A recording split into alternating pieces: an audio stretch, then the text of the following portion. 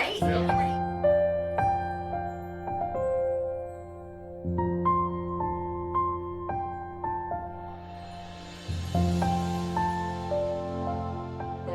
It does become okay again. Never the same, and not a better, but just a different okay. Breathe in the beautiful morning, the richness and vibrance of this area and this space, the beautiful old trees that hold so much wisdom and knowledge for us all. Scrunch the toes, push the ankles down, tighten your thighs, squeeze your butt, tighten the abs, make a fist, bend the elbows, scrunch your face, keep breathing, no pain.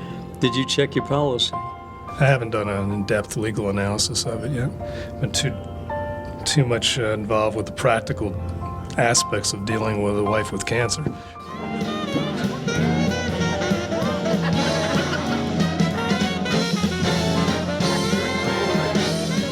He said this: religion is the result of two incurable diseases from which humankind suffers: life, from which we die, and hope that hints that there might be more meaning to life than a termination in death.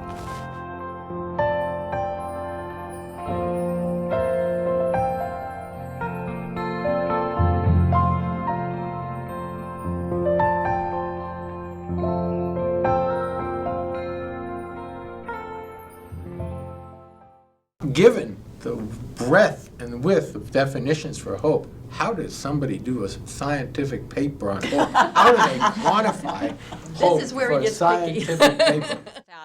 This isn't a game. These are expressions of hope, words that say hope to this group. Half living with advanced or metastatic pancreatic cancer, and the other half, their caregivers. Oftentimes you ask yourself, what's left? You know, beyond hope, what do we have? So I think that's what we need to continue to strive for. This is one of a dozen sessions wrapped into a couples retreat hosted by the Kimmel Cancer Center at Johns Hopkins. Rhonda Cooper is the chaplain at the Cancer Center. My role is to help everyone in the group feel like they can connect with the others despite differences in religion. Of course, my agenda is to pull from their wisdom and their resources what they believe about hope, the role of hope in their lives, how hope relates to their journey through treatment, for instance, from diagnosis through prognosis, through grave prognosis, according to where they are on that continuum. Everybody is free to have hope because it emerges out of their own spiritual self, almost regardless of their religion. Hope is the underlying theme of this retreat, gently concealed in each important discussion, and couples realize quickly, no one is alone here. This is a shared journey. Kind of open up to each other, bond, talk about things, share different stories, different experiences, learn from each other, and have a good time. The hours of the retreat are filled with information, ideas, and tools to use in the battle against pancreatic cancer. We have a welcome session where basically we talk a little bit about what the retreat environment should be like: trust, care, respect. We have a nutritionist that comes on Friday night to talk about nutrition. We do a physical and medicine rehab session first thing Saturday morning, bright and early, to wake everyone up before we have breakfast.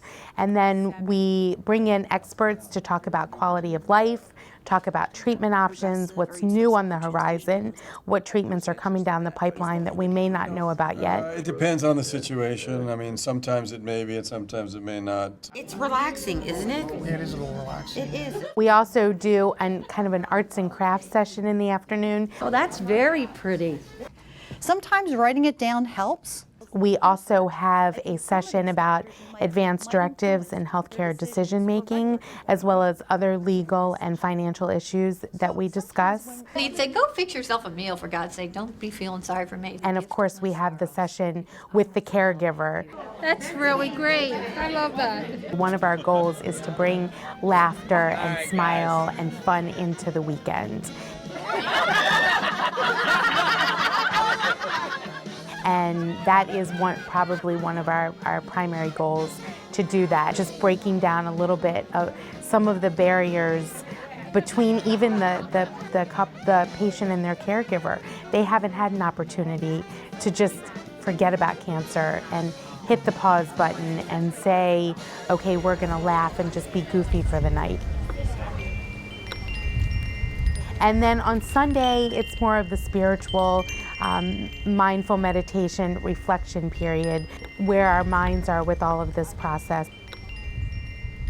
I think we all would just like to thank all of you. Yes, we would. Because it was great, and everything you've done. And then we have a closing. Really, it's a wrap up and a goodbye session. And a photo time to take pictures and really to say goodbye and how we're moving forward from the retreat. All right, you know what's coming. Get back into that squat position, okay? Exercise begins the first full day of the retreat. It's a favorite session that comes with benefits the couples can take home and use daily. Not hurt your shoulders, no pinching, no joint. There's more and more research out there showing that exercise has so many benefits, regardless of the staging of cancer. They're frustrated, they're angry, they're upset with their cancer diagnosis, and they always tell me it gives them a sense of control, that they're actively taking a part into doing something that's helping them. It can help with fatigue, stress management, and that's applicable whether they're just starting out or they're at the end of their life. It's easy, it doesn't take any special equipment, and it's just something that they can incorporate tomorrow. It's very doable. Feel the butt, feel the quad. Last one. Excellent. The most important thing is the appetite, which is very low for most of you. An important companion to exercise is proper nourishment. Pancreatic cancer and good nutrition is a challenge. Raj Pakala, a longtime nutritionist at the Kimmel Cancer Center, gathers the couples to talk food and diet. The main thing for this type of cancer is to eat like a low-fat, low-sugar diet, because those are the two things that are most affected by the removal of the pancreas or decreasing the function of the pancreas. Make sure you drink enough water, at least 8-ounce cups. Make sure you get enough calories, and with appetite being very poor, maybe eating more frequent meals, like 6 to 8 meals. Greek yogurt is a good source of calories and also high in protein. Soy milk, nuts, eggs, cheese. And of course, supplements like Ensure, and you can also buy protein supplements. You might have problems with taste changes. That's kind of really hard. Just keep trying different foods. Sometimes cold foods are better.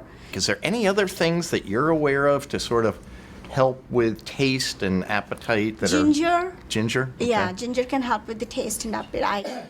I know all of your names, but I'm going to refer to you for the moment as caregivers. The needs of the patient are equal to the needs of the caregiver at these retreats. It's not only Alan that felt cared for. I felt cared for. And I think all of us feel that way. Everybody always asks me, how are you doing? It means a huge amount. It is important to us how you're doing. Because if you're not doing well, the person you're caring for is not doing well. If you're not taking care of yourself, you can't take care of anybody else. I can speak from experience. I've been a caregiver for both of my parents, and I've also been a patient, and being a caregiver by far was much harder. So, the caregivers get their time together and listen to one of their own.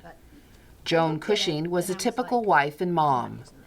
Cancer turned her into a caregiver. She loved and lost to pancreatic cancer. This is a portion of her moving on letter. Dear Paul, it is with a deep well of sorrow, but also a new sense of hope, that I am finally moving on. For 15 months, I have cried, laughed, gotten panicky, felt despair, and felt grateful for the great ride we had and all that I am blessed with. But now the days are smoother. The pain is softer with rounder edges, like a piece of sea glass that is worn and does not cut my heart the way it did. And I am beginning to live again. I'm going to be okay, really. Words to think about for this circle of caregivers who face a similar fate. Delighted and honored to meet all of you. And the retreat shifts to the topics of quality and quantity of life. These are sessions where patients talk about trust, doctors talk treatment. That there's certain areas that are resistant to chemotherapy that we can start using a short course of radiation more often. And experts come with the wisdom of planning ahead.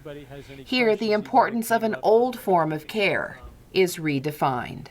Palliative care is about planning so that you don't have to say, I wish I'd done things differently. It's being intentional about the amount of time that you have, whether it's days, months, or years. You don't get the end-of-life care you deserve necessarily. You get the end-of-life care and serious illness care that you negotiate.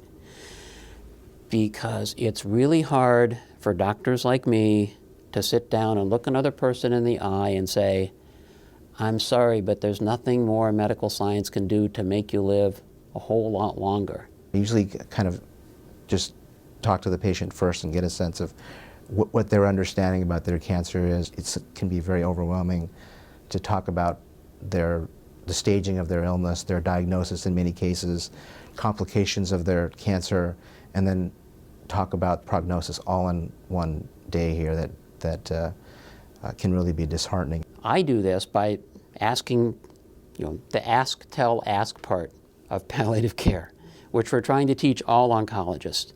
Always ask, what do you want to know about your illness? And 90% of people will say, tell me everything, doc. I got to know, I got a plan. So you ask permission. What do you want to know about your illness? So you ask, and then once you've gotten permission, you tell. Don't ever hesitate to ask your doctor to write things down or type it out for you. I think as the data become more widely known that palliative care leads to better symptom management, less distress, and frankly better survival, with not a single study showing worse survival, that the smart medical consumer will be saying, I want my usual cancer care, but I want my usual cancer care delivered with a hefty dose of palliative care alongside. My concern is how they interact with the chemotherapy that you receive. And speaking of usual cancer care, the conversation at this patient's session says theirs is anything but usual. I've seen a lot of adjustments on the fly to my treatments, and I've always been very impressed by that. The doctors, pharmaceutical people, the nurses in particular, have taken very good care of me. Once I come up and I tell them my side effects, problems I'm having, all like that, if they think that my planned treatment for that day is going to continue causing me problems, they make adjustments immediately. It's interesting that you see that as a positive thing, because sometimes I look at it and worry that you will lose confidence, or that you will question what if we said on Monday we're going to do X and then on Tuesday we do Y. Is that a concern for you? And it's actually nice to hear the feedback that the responsiveness of changing a plan is not necessarily a negative.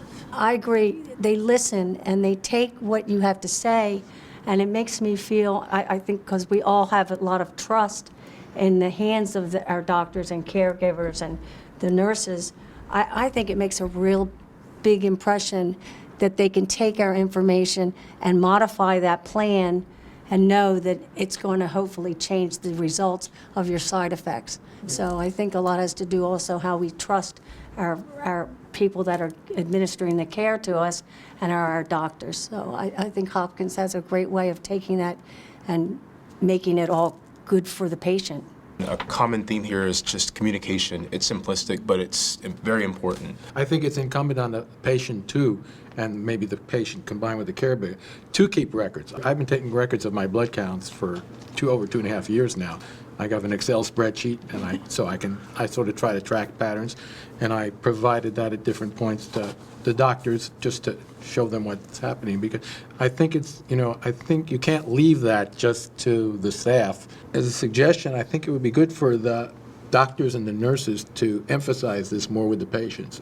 it's important that we as patients, plus it also feels we have some control over it, I think, if we do this type of thing, whether it helps or doesn't help.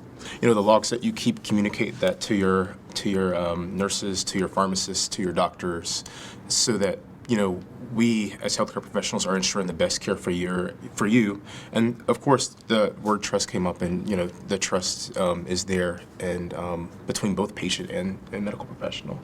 We're going to talk a little bit about healthcare decision making and advanced directives. And then there's the part about planning. What's in place when the cancer load outweighs the cancer treatment? So advanced directives, one of the most important thing about it is it's not a secret. When you do have an advanced directive, you need to make copies and make sure that all the important people get those. Your healthcare providers, your family members. You can keep a copy in your safe or in your safe deposit box, but that's not the place, only place it should be kept. There's things that can affect our decision-making capacity. Stress, depression, these can cloud our ability to make decisions. And so that's one of the reasons why I think it's important that we talk with our family about our healthcare preferences, and also about why a healthcare agent or healthcare proxy is important. I've been in contact with another group within Johns Hopkins for, in case of death, donating body tissue for research and things like that. So I'm making those plans and have all that already to go, and if and when the event comes about. I'm doing it now because I'm actually feeling very well, and I can think clearly and make those decisions without feel rushed to do it. So when we think about how healthcare decisions and the outcomes of healthcare decisions, there's several things that you could consider, and that might be quality of life, quantity of life, the treatment effect, not only the side effects, but the cost, the travel of treatments. We might consider our family support. These are all can be considered outcomes of our healthcare decisions. The group discussion touches on the broad strokes of decision making, to stress the importance of being prepared. I would say the key is to make sure that you're getting the care you need. Attorney David Landay makes it personal, listening first and then advising. Quality of life has taken a whole new meaning to me now. That before, I just charge the hill until they kill you. Now it's, you look at the ramifications of the cancer treatments and you start to say, how much do you really want your wife to take? It's a totally personal decision. For some people, it's charging up the hill until the last minute. Totally depends on what works for the two of you. That's what'll work for the two of us. Okay, charging up the hill? So you can't move your legs anymore. Okay. Healthcare power of attorney, your wife's got? Yes. A proxy in place? Yes. I assume you're the proxy? Yes. Yes. So we have a living will, we have a healthcare power of attorney. And have you talked about the funeral? Talked about the funeral, talked about the memorial service, have the hymns. Okay. We're talking about it in terms of Nancy's family. And then we kind of moved it to, what do you want? Great. Okay, you're right there, because my recommendation is, like living wills or that kind of discussion, get the family together. What does everybody want? Let's have that discussion, not about me, the patient. Let's make it about everybody. And Landay's lessons: everyone should have a will. Everyone should have an advance directive, a healthcare power of attorney, and when it comes to planning, they should be looking at increasing their life insurance, which they can generally do once a year on an open enrollment basis, which means no questions asked. Once a year, they can probably get benefits that they may have said no to before that they should get.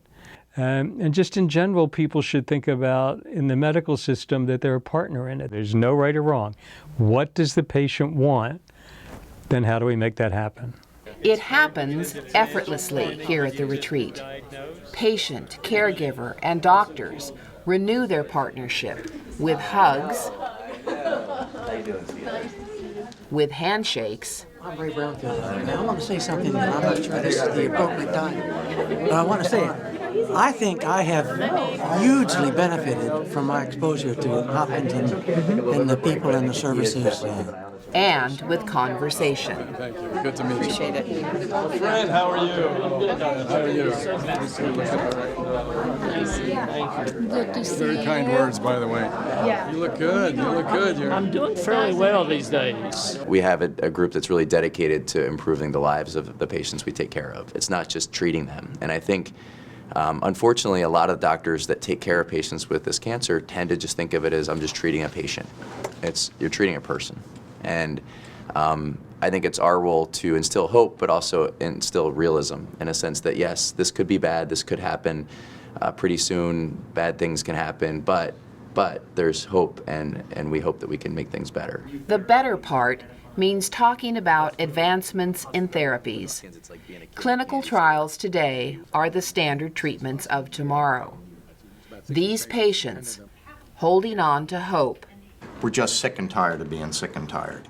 are paying it forward. So we have a number of clinical trials where we're looking at newer medications, newer targeted therapies. A phase 2 clinical trial is basically, again, a new therapy that has already been studied in a phase 1 trial, but it showed promise, or there is a specific reason to think that it would be more beneficial for patients with pancreatic cancer. We really try to find a phase 2 clinical trial for our patients whenever possible, because those are the ones that we have some information to make us think that it's going to be, more beneficial. There are many treatment options. There are changes in therapy.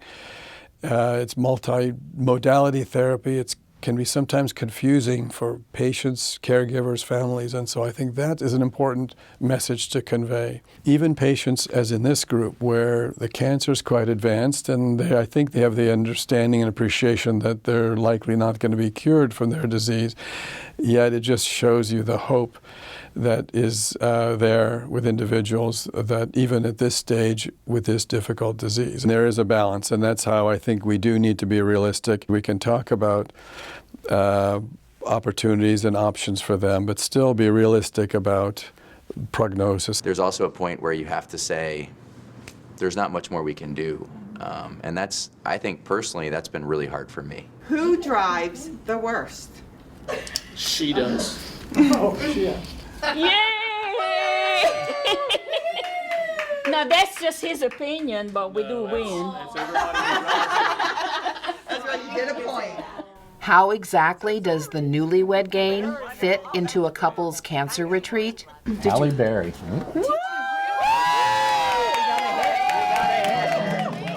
The same way a glass of wine in a social gathering Oh my God, I love you. remind these couples they are so much more than the cancer they share. What a wonderful, spacious area this is. You feel your heart beating a little bit. This is meditation, a walking meditation. It's a practice. It's an everyday practice. It's something that you do every day, and then you learn to be in a new way with your body, and you learn to be in a new way with your mind, and you'll learn to be in a new way with other people. And as the final hours of the retreat unfold, a sense of balance between mind and body. A mindful meditation is reached. It's the beginning of the conclusion to the weekend. Spirituality is on the schedule. A quiet walk around a labyrinth. One way in, one way out. A time to quiet the mind and a time to reflect. A time to think about hope. Hope is not something I do for you.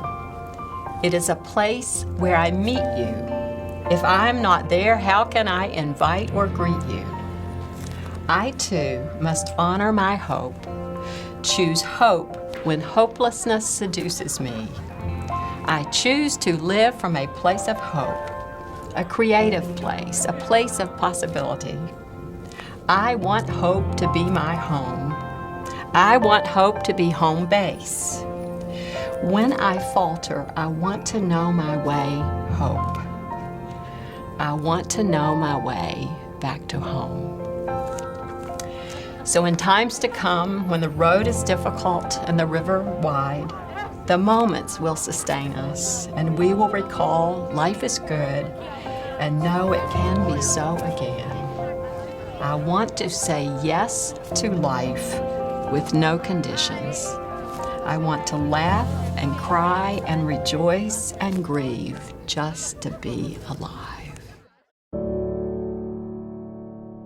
This is the Johns Hopkins Pancreatic Cancer Couples Retreat, a place of trust, respect, and care, and above all, a place where hope always has a home.